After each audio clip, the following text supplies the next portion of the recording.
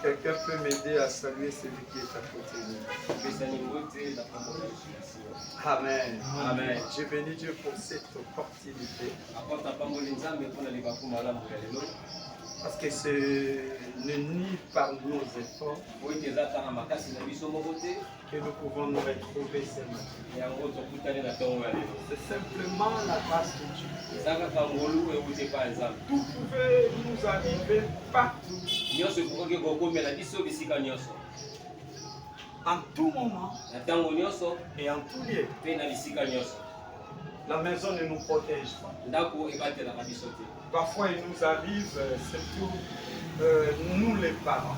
Nous croyons que empêcher les enfants d'aller à l'extérieur,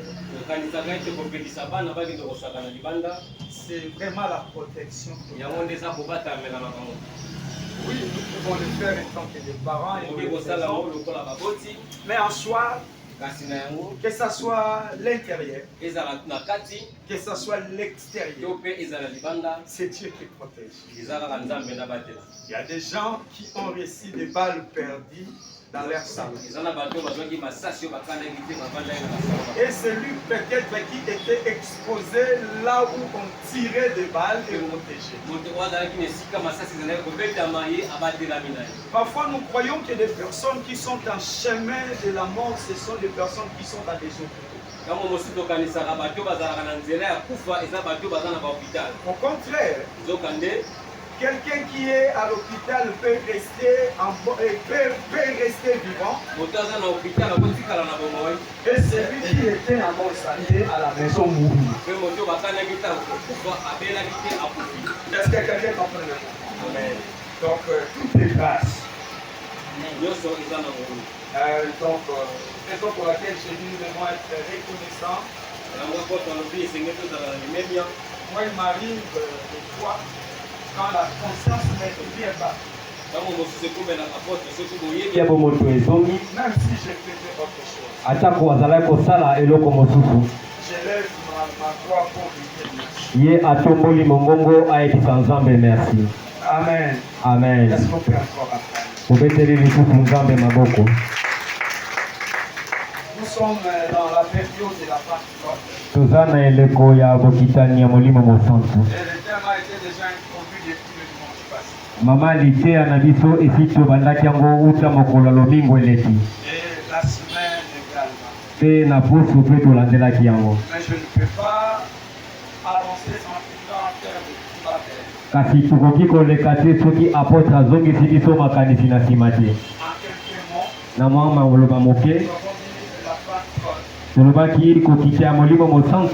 c'est aujourd'hui notre chrétien. Ça symbolise la descente du Saint-Esprit. La venue du Saint-Esprit. Et je nous avais dit que cet esprit était déjà descendu. Molimo mosantu ye esi akita. Il n'a plus à descendre. Akokita lisusu te. Il cohabite avec nous. Ye azokovanda elongo na biso. Raison pour laquelle je nous avais conseillé Na yango apôtre apesaki biso toli.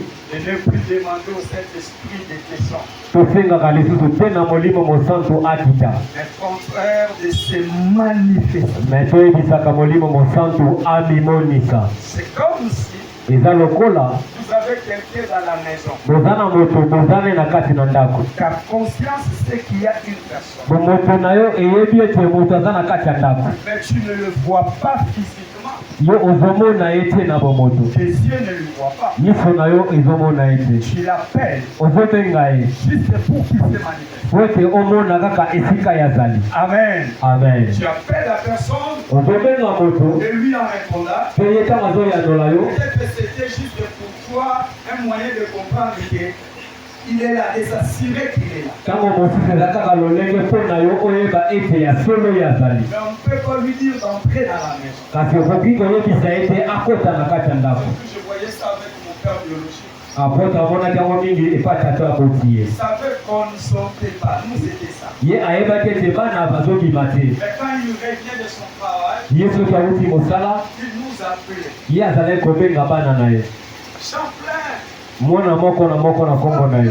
il faut accepter. Esengeli na bino kondima Pour qu'il s'assure que tu es là. po ye ayeba ete solo bozala. Cela ne veut pas dire que tu étais absent. Wana elobi te eke bozalaki te. Raison pour laquelle je nous fais comprendre, Na yango apôtre azososolisa biso le Saint-Esprit est avec nous. molimo mosantu aza na biso. Il vit au milieu de nous et au-dedans de nous. Aza kobika penepene na biso mpe kati On na n'a plus biso. besoin de lui dire de descendre. Toza susu na ntina te ya koyebisa ye akita. Cet événement de la Pentecôte Makambo oyo esalamaki mokolo wana était passé une fois pour toutes. esalamaka kaka mbala moko mpe kozonga lisusu te. Comme la naissance de Jésus. Eza lokola kobotama ya Yesu. Ça ne reviendra plus. Wana ekozonga lisusu te. Amen. Amen. Le Saint-Esprit n'avait pas promis de revenir. Molimo mosantu alakaka kozonga lisusu te. Il a promis d'être avec nous. Ye alakaki kozala na biso. Parce que c'est la présence de Jésus en permanence à nous. Po ete wana eza bozalisami ya Yesu ntango nyonso kati na biso. Mais il a plutôt... Non, plutôt, ben oui, c'est plutôt le Christ qui a promis de revenir Wana eza Yesu nde alaka biso ete akozonga. pour l'enlèvement de l'Église. Po ete ye aya konetola eklesia. Raison pour laquelle j'insiste que Na yango apôtre azokobeta sete koloba. il faut dire au Saint-Esprit de se manifester, Esengeli tolobaka na molimo mosantu amimonisa. de te remplir. Atondisa biso. Parce que si le Saint-Esprit te remplit, Po ete soki molimo mosantu atondisi biso, la plénitude de l'Esprit réveille les sens spirituels en nous. bofuluki ya molimo ekotondisa bonzambe kati na biso. Et en parlant de cela, Ntango tozolobela yango, on avait intitulé notre thème de cette période de Pentecôte, topesaki nkombo na liteya na biso ya Pentecote.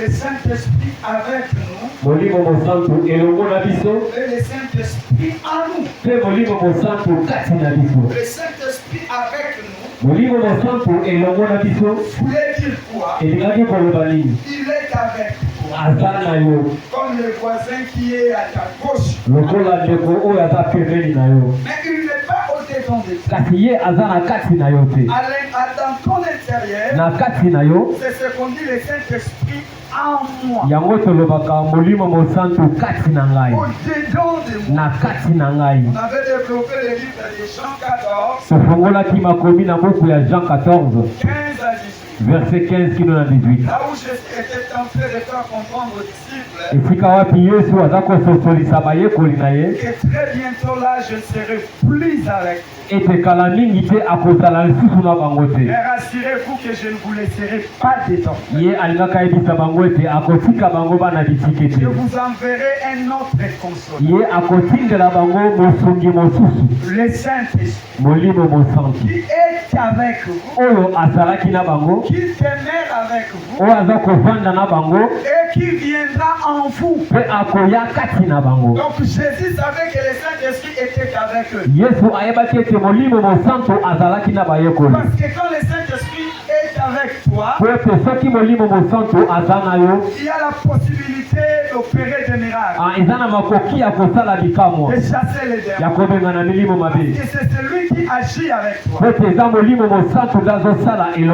Donc il est avec toi sur le plan extérieur. Mais quand le Saint-Esprit est au-dedans de toi, c'est pour te travailler. C'est pour faire de toi l'idéal à Jésus. C'est pour changer ton caractère, ton comportement. Écoutez-moi. Les disciples avec le Saint-Esprit, la Bible nous révèle plusieurs défauts, plusieurs faillites, plusieurs erreurs. Pierre a renié Jésus. Il a manifesté la phobie. Mais il chassait les démons. Il purifiait les lépreux. Il guérissait les malades. Judas faisait aussi partie. Il a manifesté la cupidité. Posa ya mbongo, ça peut être normal, non? Posa ya mbongo, là c'est un désir normal. Mais le koso ya mbongo, c'est un désir exagéré. Il a manifesté la cupidité. Il lui a conduit à la trahison. Mais Judas faisait partie des 70 que Jésus avait appelés. Mais il a manifesté la cupidité. Les deux disciples de Maús faisaient aussi partie. Ils ont manifesté la manque de patience de quelques jours. Parce qu'ils savaient que Jésus devait revenir, devait ressusciter.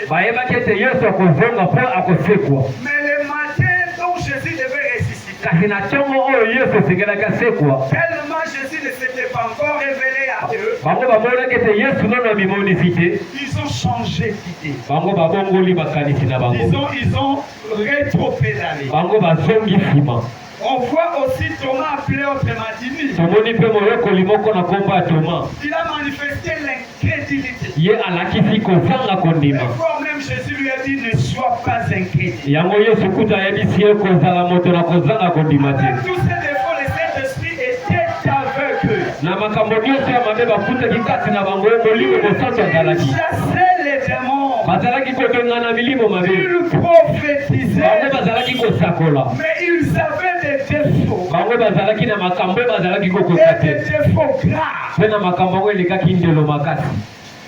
Mais quand le Saint-Esprit était descendu, et Jésus avait dit il demeure avec vous et quand il viendra, il sera en vous.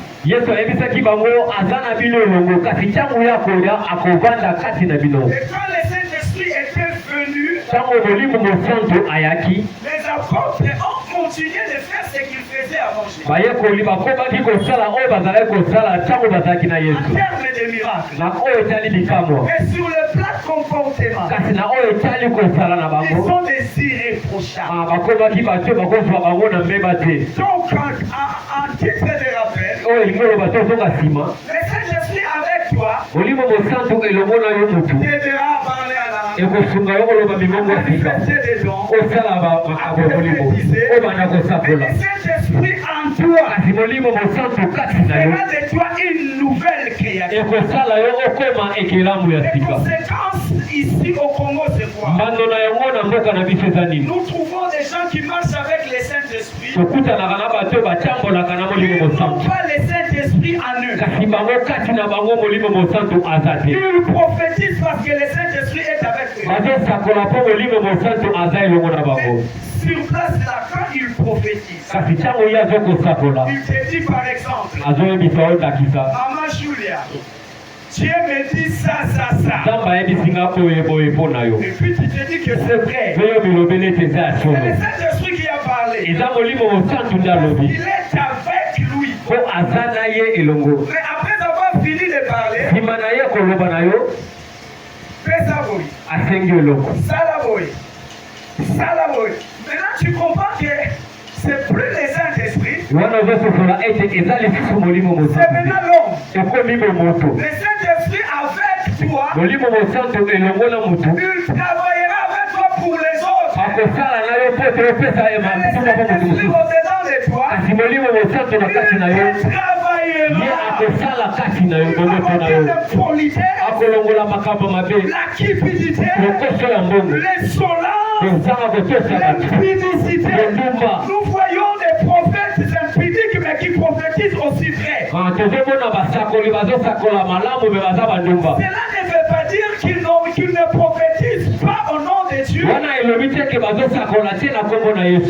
j'avais dit ceci, c'est comme si des bergers qui accompagnent des brebis d'aller s'abreuver. Et même les brebis ne boivent même pas. Et même les bergers ne boivent même pas. Il peut te prêcher la repentance. Lui-même, il a les mêmes plus que toi d'ailleurs. Donc c'est ça au Congo. Nous cherchons à marcher avec les Saint-Esprits. C'est comme les 7 femmes dont nous parle les Aïkas. Ils ont trouvé un homme. Et ils ont dit alors, nous allons nous nourrir nous-mêmes. Nous vêtir nous-mêmes. Nos soins nous-mêmes. Mais simplement, fais-nous porter ton nom. Autrement, je resterai tel que je suis.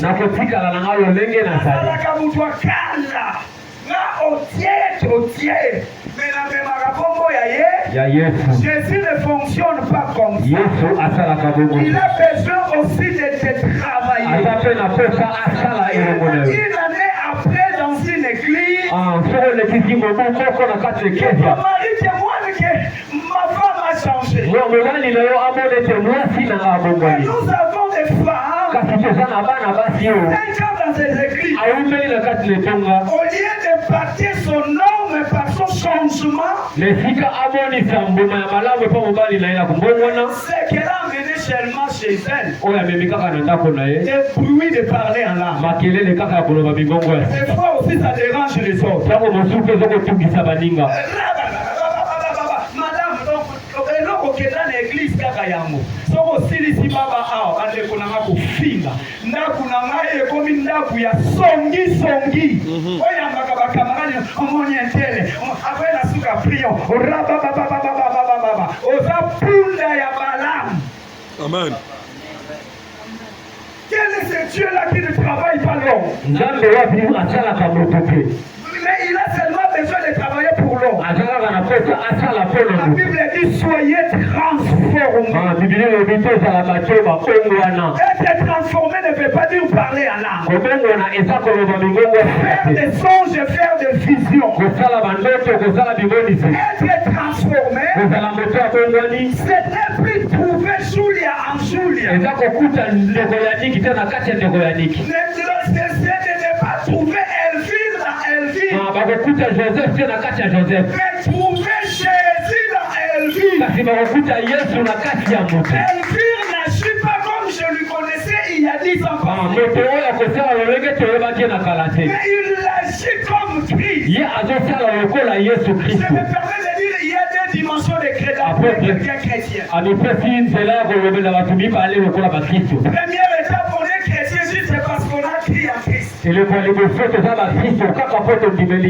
croyance en Christ fait de nous des chrétiens.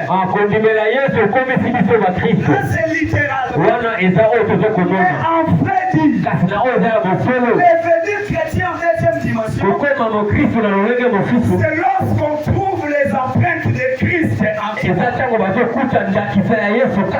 Ce qui fait que les premières personnes qu'on avait appelées les chrétiens, ils n'ont pas parlé à l'âme. Ils n'ont pas fait des visions. Ils ne tombaient pas. Mais leur comportement correspondait à Christ. On n'est pas des chrétiens Mais on doit trouver Christ en nous. Quand on a parlé des chrétiens en Antioche, c'est des gens qui ont vu Jésus en nous. Ce n'était pas les chrétiens qui ont dit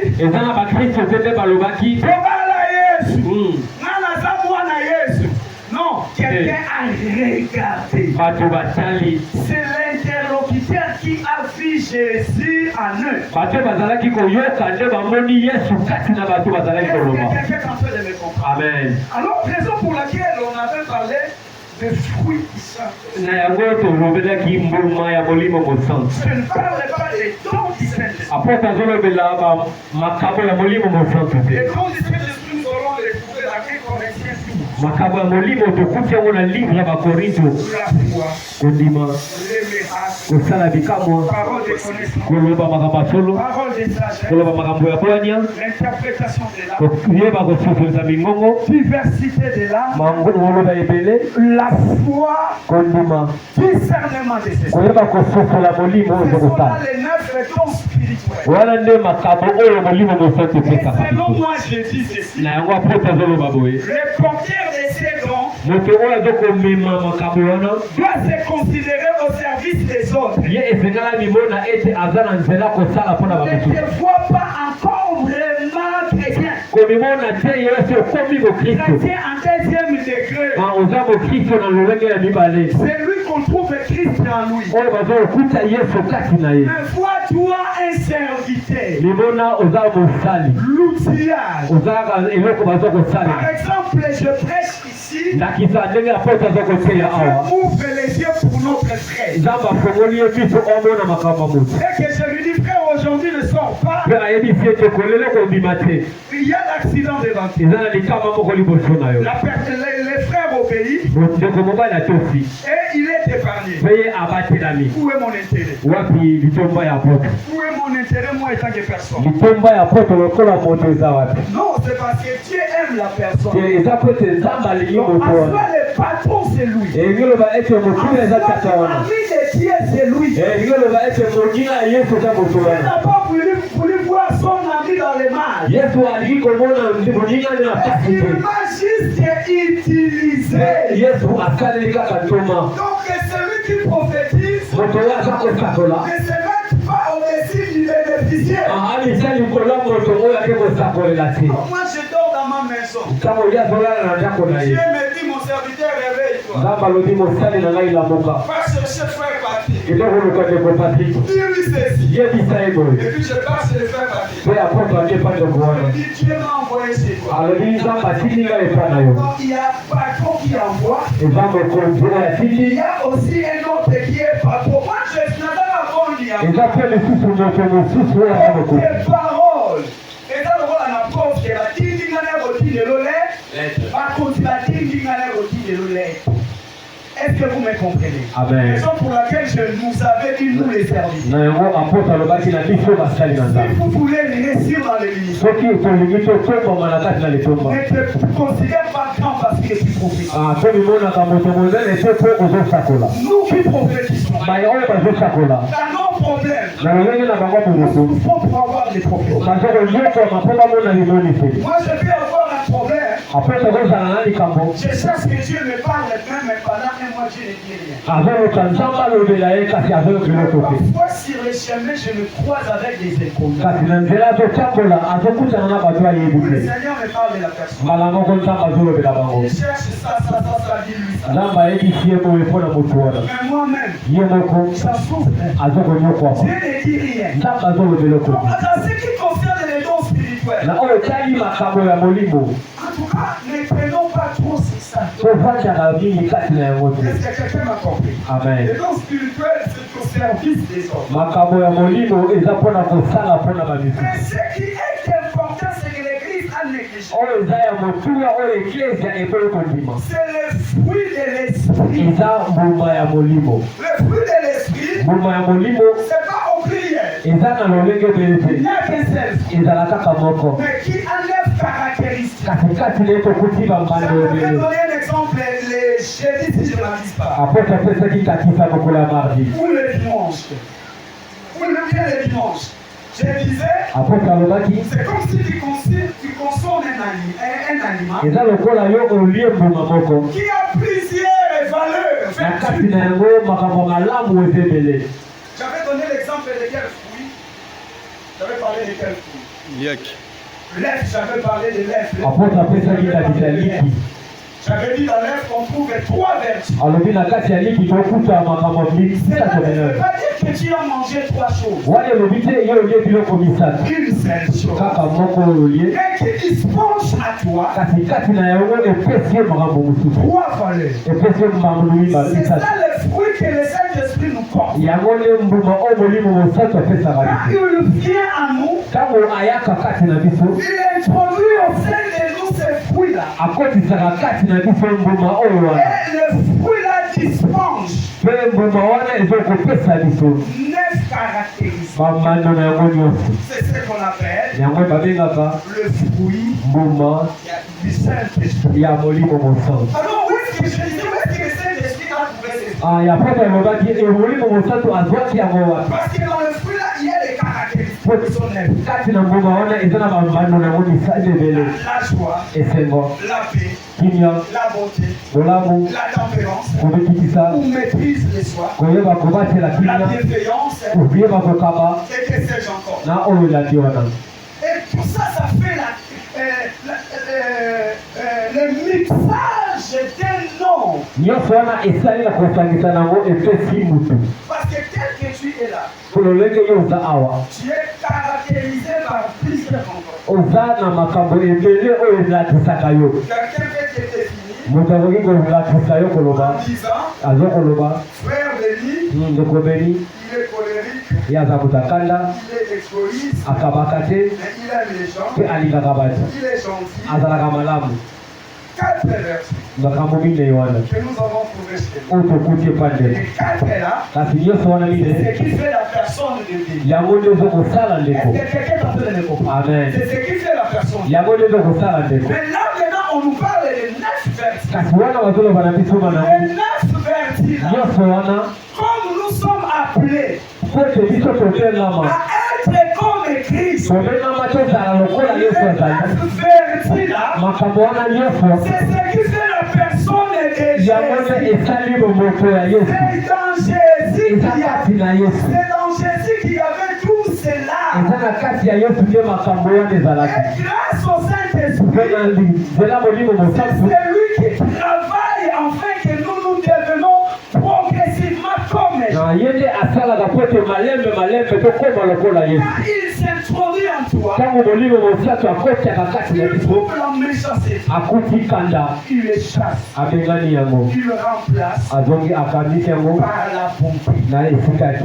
Est-ce que quelqu'un est d'accord avec? Amen. Les 9 caractéristiques là, c'est pour nous rendre uniformes à Jésus. Est-ce que je suis en train de me faire comprendre? Amen. Je traînais là-dessus parce que j'ai vu il y a d'autres personnes qui n'avaient pas bénéficié de mon introduction. Maintenant, à chaque fois ou partout où tu seras, quand on te parlera du fruit de l'esprit, c'est pas quelque chose que l'esprit a ramassé. C'est la globalité du comportement de Jésus. Parce que nous sommes devenus à devenir comme. Je connais la discipline. Le sport qu'on appelle le Mukumbusu. Nous, c'est comme ça que nous les connaissons. Je ne sais pas si ça se nomme autrement, mais nous, on l'appelait Mukumbusu. Qu'est-ce qui se passe dans ces sports-là? Toute personne qui en fait usage, il se déforme. Il est comme un gorille. Vous n'avez jamais dit ça? Et un exemple simple. Qui connaissait l'effet King Kong? Nana yeba ki moyembi emeneya. Eza nongo lisumu te koyeba moto. Amen. Donc les gens qui connaissaient qui Esther. Bato bayeba ki moyembi emeneya. Lui chez lui. Il faisait tout. Azala kosala nyonso. Pote bandi oyo azolanda ye. Bandi ko batambolaka na ye. Il est venu comme lui. Basala lokola ye. Et puis son mot, Kalibamo, Koloba, Eladeni, démarche, depuis Kakayemoko. Amen. Amen. Donc, il a imprimé caractère naïe, son caractère, c'est ça musicien. C'est ce que Jésus veut les dire. Mais les contrats avec Jésus. Il ne veut pas que nous soyons comme lui par les sandales de Jésus. Par les talis. Oh, Jésus, quand il priait, il était juif et il se couvrait. Donc toi, tu as seulement copié les trucs là qu'il mettait dans sa tête. La crainte de Dieu, sa sanctification qu'il a pas. Oh, Jésus, quand il priait, il portait la robe. Et sa vie sacerdotale. Arrêtons avec ça. Cela ne vaut rien dans la nouvelle alliance. Ce qui compte dans la nouvelle alliance, c'est notre ressemblance interne à la personne de Jésus. C'est la manière de nous comporter comme Jésus. Que ta femme et ta fiancée puissent trouver Christ en toi. Et ne soyons pas des incrédules. Même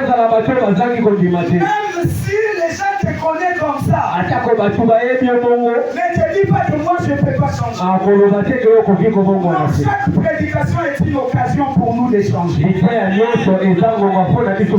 occasion est une opportunité pour nous d'être transformés. Il n'est pas encore tard. Parce que les changements, devenir une nouvelle personne, Dieu ne l'a pas prévu d'une manière spontanée. Non, c'est progressif. C'est ce qu'on appelle la perfection. Quand Maman Souli était venue à l'église, elle avait trois défauts. Elle était égoïste, elle insultait les gens, elle était impolie. Une année après, elle n'est plus impolie. Acceptons-les avec les deux là. Parce que le changement est progressif. Ça viendra avec le temps. Et j'ajoute, être chrétien, c'est l'art de supporter les autres.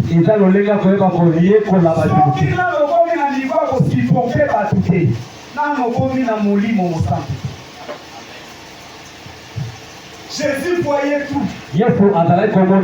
Il supportait manger avec quelqu'un. Écoutez-moi. C'est différent avec nous. Les chrétiens découverts. Mais Jésus a fait 3 ans. Et il le supportait. C'est lui aussi qui gérait la quête.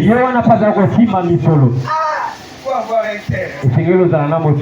Toi, les jours que tu connais seulement. Tu lui bloques. Jésus savait la mission de chaque disciple. C'est mourir un jour. Mais ma mort passera par celui-ci. Yolo, t'attends tes frères venir qui ont béni.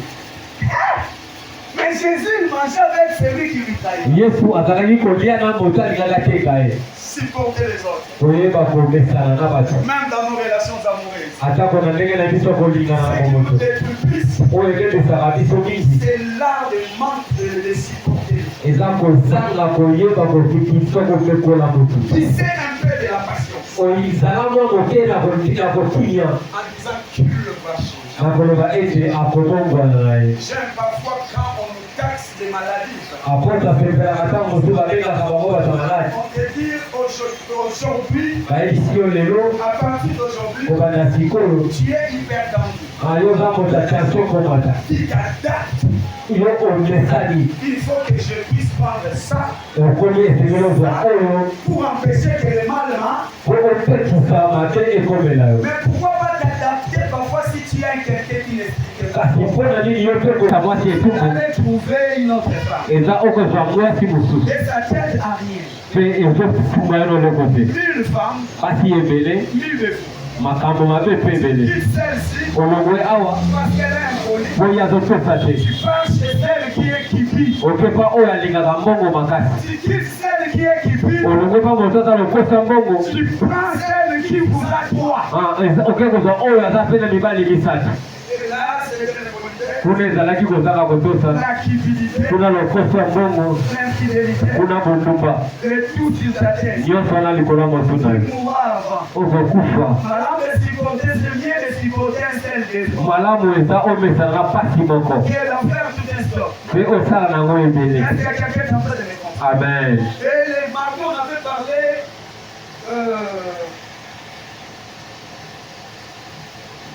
du fruit de l'esprit.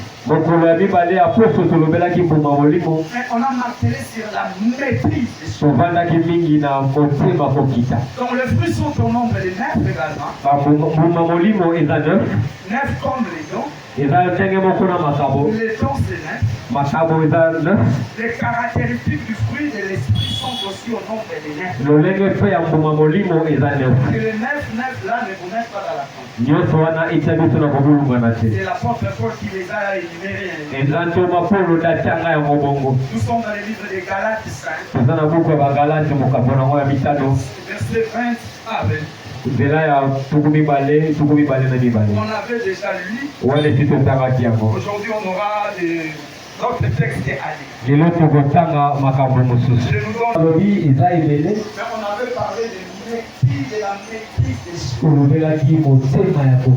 En parlant de la maîtrise des soi, dans d'autres versions comme Louis II, c'est ce qu'on appelle par la tempérance. C'est pas seulement à lire la maîtrise des soi. C'est ça la tempérance. C'est question de synonyme.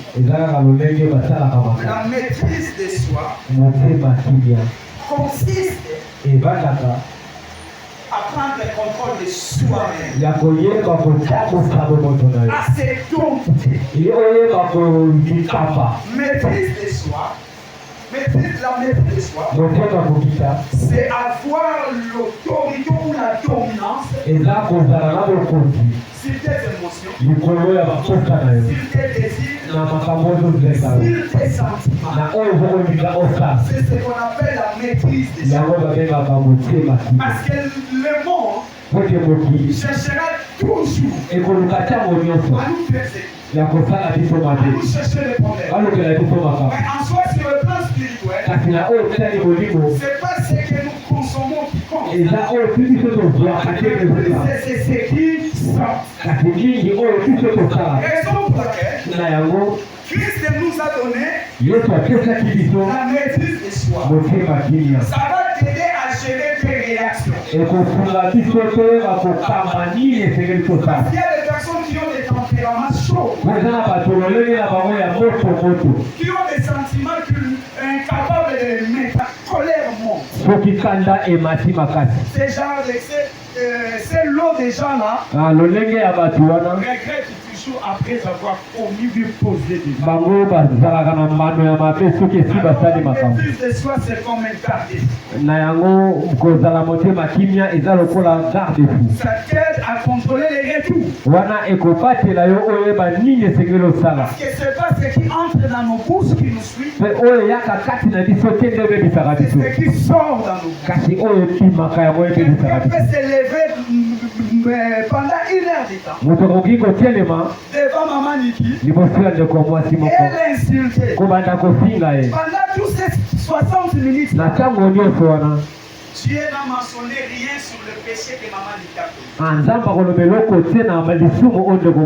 La personne l'insulte 1 année, 20 pendant 1 année, 20. Pendant que Péline a insulté, mortifié Anne, la Bible ne nous parle pas des retours de Anne.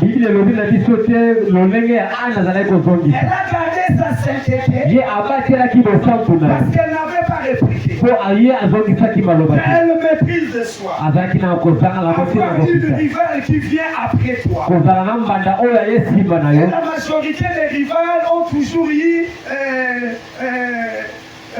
l'âge, ils ont toujours été petites par rapport à ceux qui viennent avant. On peut dire que Pélina était moins âgée que Anne. Mais la petite là, qui a volé ton mari, était mortifiée. Elle t'insulte. Mais toi, tu ne répliques pas. Quelle maîtrise. Est-ce que quelqu'un peut répondre? Amen. Maîtrise de soi. Ça nous aide à répliquer bonnement. Maîtrise de soi. Ça nous aide à prendre le contrôle de nos langues. J'étais en train de nous dire ceci. Celui qui vient devant toi, qui te gifle, c'est celui qui a péché, c'est pas toi. Alors on avait dit, demandons la maîtrise. Ça nous aidera toute la vie.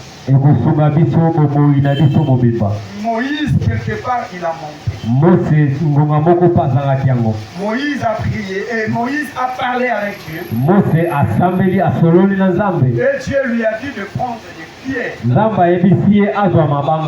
doigts de Dieu ont écrit la et lorsque Moïse descendait vers le feu, il a trouvé le peuple ont fabriqué un photo. Moïse, sous émotion, il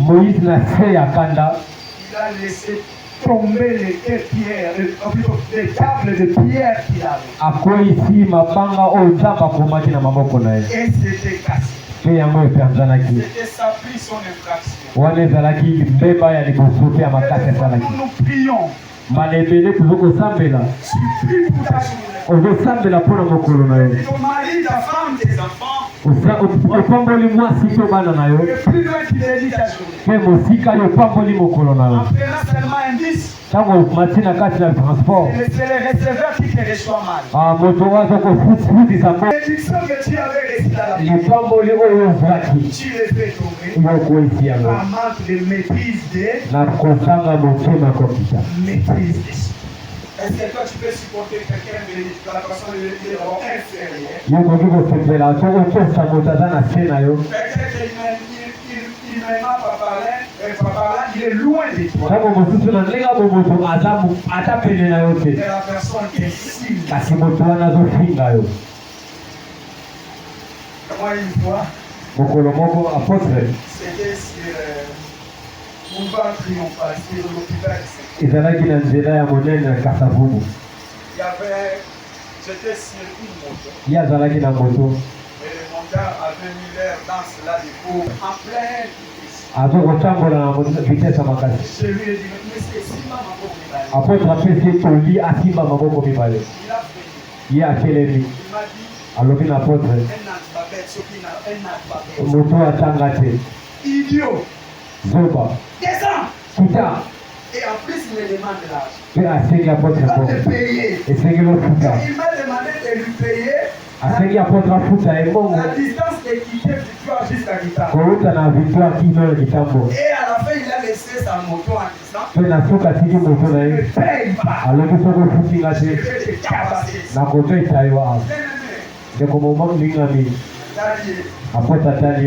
Désolé, je suis toujours.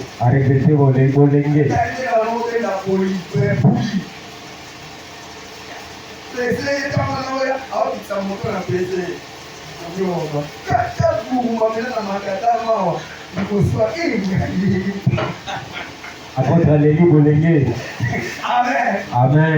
Pour la paix, je n'avais rien répondu. Je me voyais déjà.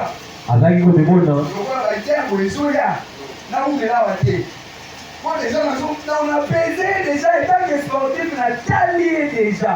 Mais évidemment, on a suivi, on a ressalé. Donc, technique et zongi. On dit ça, hein? La zongi, c'est technique, elle va aller sur combien de zongi ça. Mon pouvoir a repéré.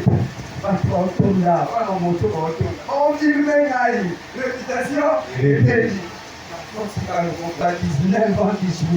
Mwana ya moke asa kitu na poate oyo okoseperisa public na nzoto na ye l'État va reconnaître du moins il y a un Samson dans ce pays. Amen. Amen. La maîtrise des choses. Amen. Amen. Maman.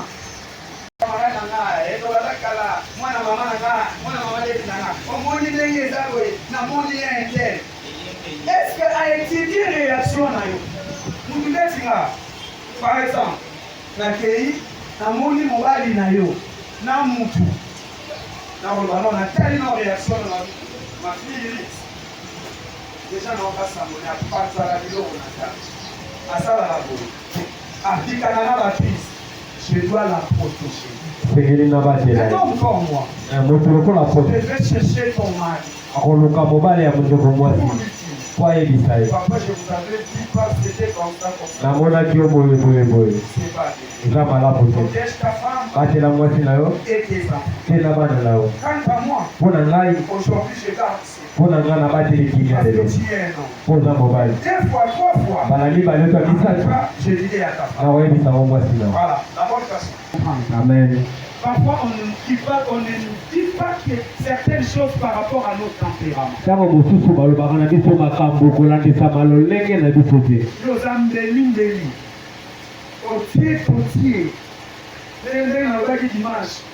Nous avons la Bible et nous sommes à Coran pour vous dire ça. Amen. Oui, l'église, ça dit. Mais nous avons aussi un yoki. Alors, oui, là, oui, là, aussi du couteau là. Parce que là, moi, mon padi, aux amis, ok, mal que ton mari et ta femme est en train de faire. Après avoir travaillé ton cœur.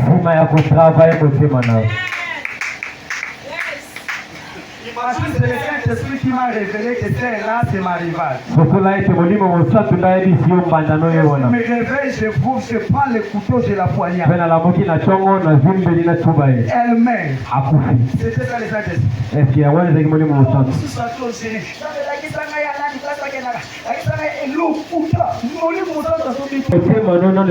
Saint-Esprit ne te dira pas tout. Il n'est pas là un Dieu de trésor. Il ne sème pas de trous. Il est un Dieu de paix. Quand David a péché, Dieu l'a révélé à Nathan. La manière dont Nathan a communiqué. David a la repentance. Révèle le comportement de ton mari. Il communique comment? L'intérêt de Dieu, s'il te révèle quelque chose, c'est pour que la personne puisse se repentir. La révélation de Dieu, plus sa bonne manière à communiquer, ça engendre la repentance. Que je répète. Amen. Je disais ceci. La révélation de Dieu. Plus la bonne manière de la communiquer égale à la repentance. Tu appelles ton mari. Je rêvais d'une. Elle s'appelle si vraiment ton mari va paniquer, toi ne panique. Dis-lui que moi je suis une servante. Dieu ne me ment pas. Mais si Dieu arrive à me révéler de telles choses, c'est qu'il y a un danger là-bas. Ne continue plus. Je n'ai pas besoin que tu acceptes ou bien que tu nies. Moi j'ai confiance. à mon Dieu. Ngai na yeba nzambe na J'ai pas ngai. besoin d'une confirmation humaine. Naza na posta te mutu andima makambo na zolo ba ya solo ta mabuka. Kasi nkaka. Je ne veux pas entendre ça dans mes oreilles physiques. Na liki koyoka yango te na matoi na ngabo moto. Et désormais, Soko bandalelo. que ça ne revient plus dans mes rêves. Ezonga na bandoto na ngali Et si sisi. ça revient, c'est que tu continues. Soki ezongi elingi ba ete zokoba na nzela wana. Bonne journée à toi. Mbote na yo. Que Dieu te protège. Nzamba bate na yo. J'ai pas un problème avec toi. Naza na programme likambo na yo te. Hier, je parlais avec une maman. Lobi eleki apota zako solana ndeko mwasi moko. Avant-hier, on était avec lui au salon diplomatique à l'aéroport. Lobi wane leki bazalaki na esika ya pepo. Et elle me parlait de son mari. Azako lobi azalaki kobongisa bilambane ya Je mopepo. l'ai appelé. Abeni mobali na ye. Excusez-moi, peut-être les gars, je vais coller les enfants. Kolingisa po apota kosala mama. S'il faut l'utiliser Siko kosalela yango pour me protéger aussi parce que nous avons des enfants. po obatela mpenga po ete toza na bana. Le mari a voyagé. Mobali ake na mopepo na ye. Le jour qu'il était retourné, Mokolo oyo azongaki il lui a présenté les 10. azongisi biloko wana On nyonso. dit, chérie, ne pense même pas que j'ai acheté d'autres. Kokanisa teke nasombaki lisusu. À chaque fois que je cherchais à faire quelque chose, Ntango nyonso na ngai nasala likambo je te voyais en train de lui parler. nazalaki komona yo ozoloba na ngai. Est-ce que tu as compris? Amen. C'est que moi j'ai collé. Mm. La manière de coller. lolenge ya kopesa La sango maîtrise de soi. kokusana motema kimia apota azokopesa nzela mabe tipa mibali apota azoteya bana na ya basi motema ya kimia na esika moto esengeli apesa yo eloko je me souviens, il y a eu quelqu'un qu'on avait arrêté. Apota azokanisa eza na motu moko bakangaka. Violation domicile et saisie illégale.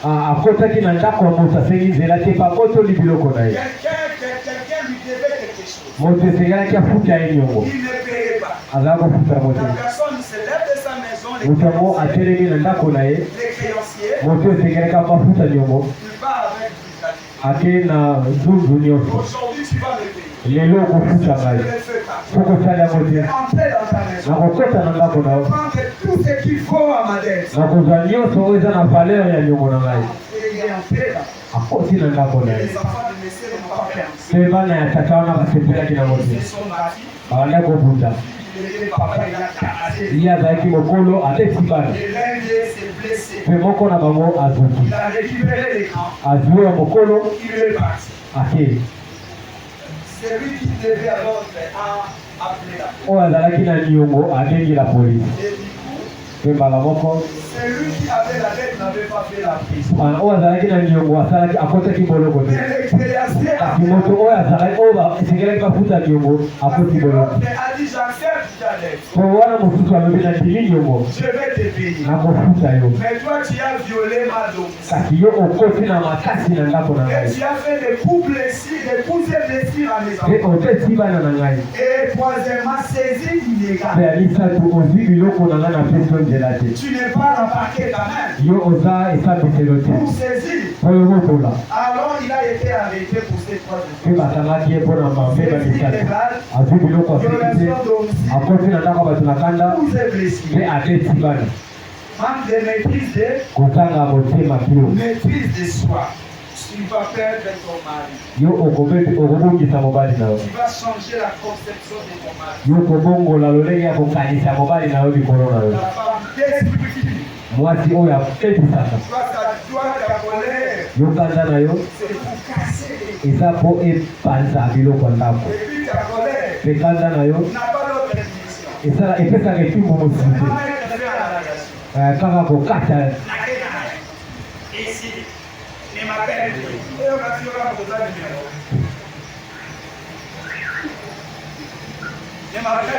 Kotenga nga sute. Nga na yo desile. Yango ezala pe ezalaka nango te. Ebandaki oyo olingi esila po ebandaki esengeli kaka mpe esila yango sikoyo okende malamu. Amen. Amen. Et comme conseil, La grâce a fait tout ce lit. dans une relation amoureuse, La carte à Bolingani. le mot c'est fini. Le cambo à l'objet ici. Ça s'appelle des clauses, c'est ça, hein? Des clauses. Dans les contrats, il y a des clauses. Oui. Là où on ne touche pas. Et dans notre construction, on appelle ça comment? Article verrouillé. Verrouillé. C'est verrouillé. Voilà la simba à côté. Non, je vois les livres, mais vous ne parlez tout le monde pas en bâtir. Tout le monde va dans la bâtir. Comment est-ce qu'on a les CV dans mon bébé dans la c'est là? Pourquoi il y en a là? Mais oui, c'est ça, non? Parce que toi, donc toi, c'est la solution pour Goyane. Mais il faut que la bâtir. Mon colosse pas dans la maman, la bino, la petite sœur, il faut seulement pour Goyane.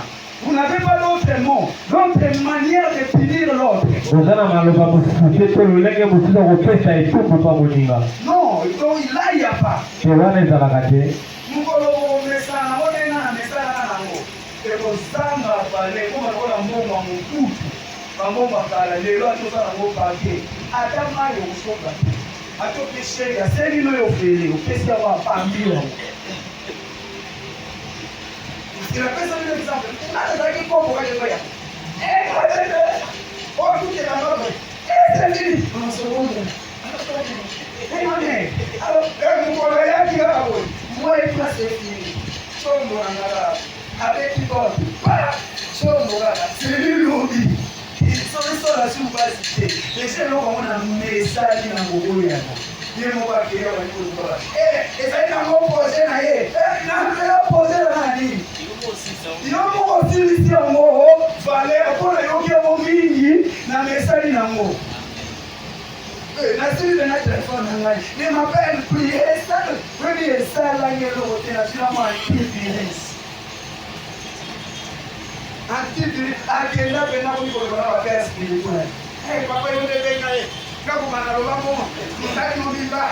À côté de vous, n'a que de faire spirituel, on est agenda, il y a un problème. Je suis allé garder quand ça est dit. Attends. Vous ne pouvez pas là, c'est où est allé par la vie. Tu ne dors pas. Bien, moi, là, ici, au Tessie, au fil du soum. C'est là mon moyen. Je vous remets la bonté. La bonté. La bonté. Motema malamu. La bonté. Motema malamu. Bolamu. La bonté, elle n'est pas confondre avec la beauté. La bonté, c'est sur le plan extérieur. La bonté, c'est sur le plan intérieur. La bonté, c'est quoi? Parce que la Bible nous parle aussi de la bonté comme l'une des caractéristiques du Saint-Esprit. En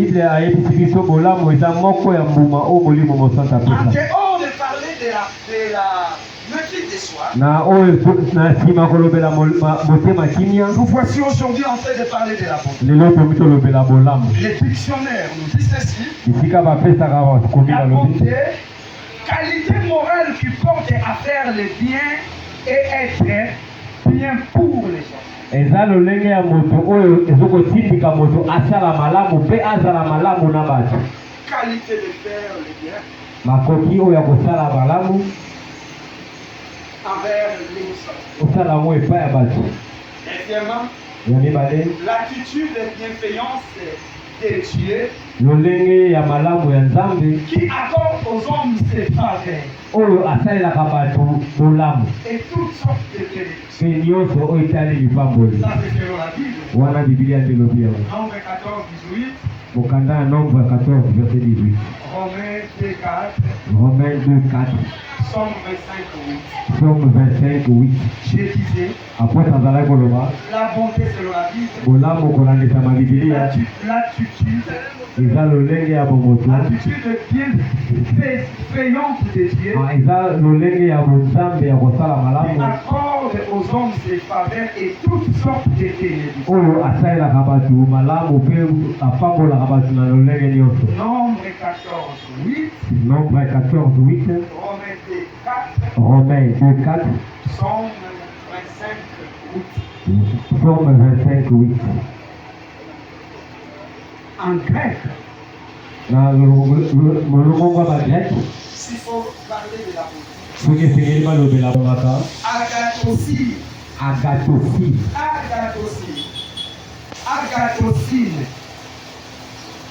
Ça ne consiste pas seulement à faire ce qui est juste. C'est choisir activement être bon. Généreux et compréhensif envers l'autre. Notez bien. Ne faisons pas la différence et la confusion entre la bonté et la gentillesse.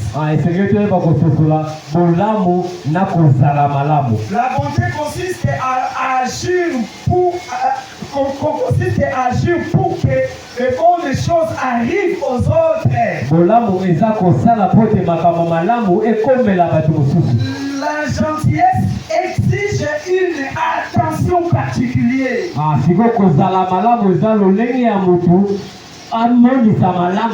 Je vais l'expliquer.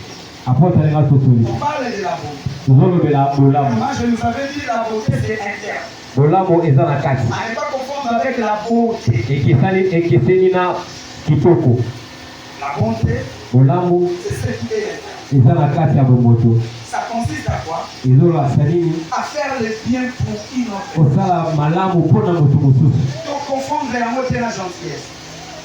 La gentillesse, c'est seulement chercher parfois à être bien envers les autres. Avoir de l'attention.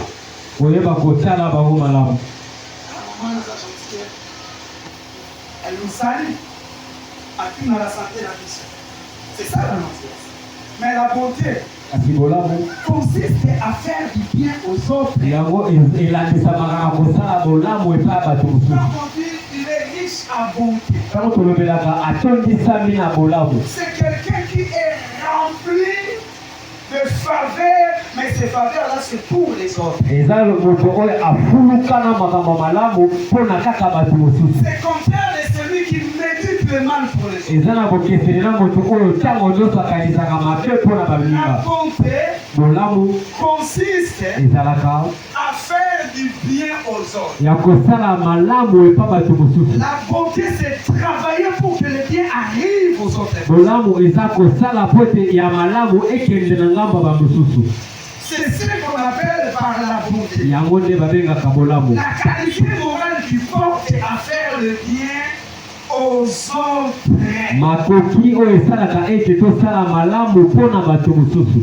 Ça ne consiste pas seulement à être juste. Et à choisir activement à être généreux. Et aider les autres. Ne pas permettre à ce que le mal arrive à l'autre. Et ne pas trahir l'autre. Premier exemple, Luc 22:55. On venait arrêter Jésus. Le souverain sacrificateur avait envoyé ses disciples. Ils étaient venus arrêter Jésus pour lui faire du mal. Mais l'un de ceux qui étaient avec Jésus a choisi de défendre son maître. Il a récupéré son épée.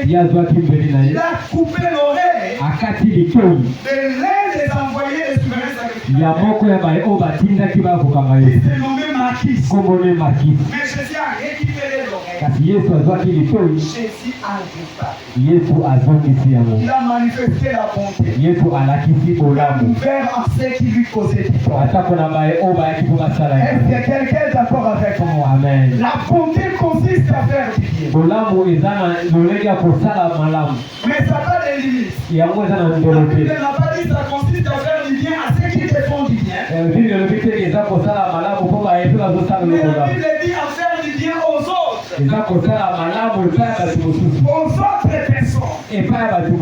Jésus a réparé l'oreille. Parce qu'il était un homme.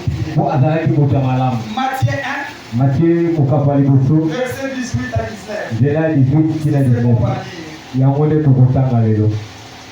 Je lisais Matthieu chapitre 1. verset 18 à 19. S'il y a quelqu'un qui est rapide pour moi, je suis déjà. La Bible dit, voici de quelle manière arriva la naissance de Jésus. Marie, sa femme, Marie, sa mère, et a été fiancée à Joseph. Marie, maman de Jésus, se trouva enceinte par la avant qu'ils puissent habiter ensemble. Joseph, son époux, qui était un homme du bien, et qui ne voulait pas la diffamer, se proposa de rompre secrètement avec elle. Est-ce qu'on peut acclamer pour la parole? Ici, il s'agit de la naissance de Jésus. Et la première des choses à comprendre ici, c'est nous de cette génération, et nous qui venons après cette histoire, qui savons que c'était les saints. Mais le jour que cela s'est passé, ça n'avait pas cette compréhension. Amen. Amen. Donc c'est pour dire quoi? Deux couples, non, deux personnes. Un couple qui s'est dit des fiancés. Et qui s'était officiel. Frère, la sœur devient enceinte. Comme étant des chrétiens, on ne touche pas de femmes avant les mariages. Joseph était un chrétien modèle. Marie également parce qu'elle gardait encore sa vie. Et du coup, la femme devient enceinte. Mariage.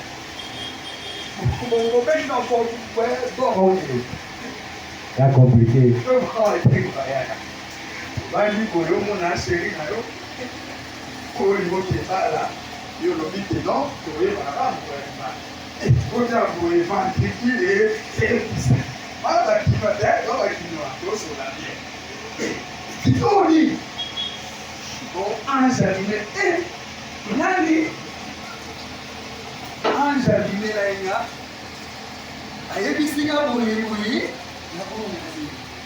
Et puis la deuxième chose que je vais te dire, la première fois que j'ai appelé, c'était quoi? Et cette histoire, c'est nous qui la comprenons. Et quand ça se faisait, il y avait pas cette compréhension. La deuxième chose, il n'y avait pas un modèle pour faire comprendre Joseph. Parce que si on parle de l'exemple d'Élisabeth, le cas d'Élisabeth avait un modèle. Sarah était déjà passée. La maman de Samson était déjà passée. Et puis Anna était déjà passée. Il y avait un exemple dans la Bible ou bien dans les rouleaux.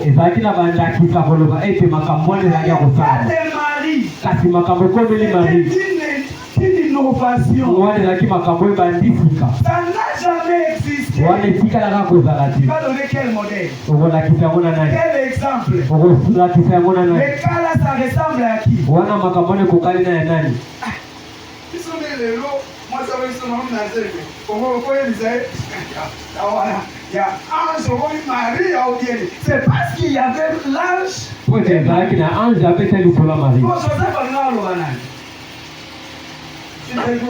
Joseph, pourquoi ne pas vous permettre de faire Joseph, je suis l'esprit de toi, et va t'asseoir, j'ai des choses à te parler. Tu vas prendre quoi? Mon délo seulement, pour les choses à faire, ça fait les États-Unis. Délo seulement. Toi qui aimes les tacos, là, tu demandes de l'eau. Ça va? Donc, toi, Joseph, j'aime pas bien. Chef, ça faut. Si on dit pas la vie, je ne prends rien.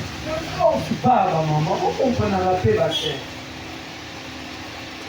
Puis je prends l'eau. Il sait, au lieu de venir là, ça siffle 5 minutes. Assommez-lui, posez-lui, toi tu ne vois rien. Toi, comment tu n'aimes pas manger? Laisse-lui boire. Laisse-lui boire. il faut faire mon poussé. Non, on est gérant. Non, on est au place. Si on a beaucoup de temps, on a des temps à faire. Il t'a mis quoi il voulait. Maman, il faut il voulait à couper. Vous allez nous. Nous, c'est ça. Ma porte va qui bon. Ma porte la salle de ta maman a pété la qui. Maman, il faut y aussi les chéris là. Parce qu'on voulait dire, il y a des gens. Dis donc encore. Cool, man.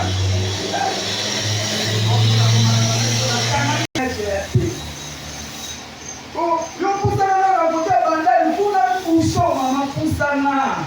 Quand elle va naître, mais comprendre que on n'a pas personne, on va pas on se sauver bêtement. Ça nous va être ça au Kenya quand on bandal.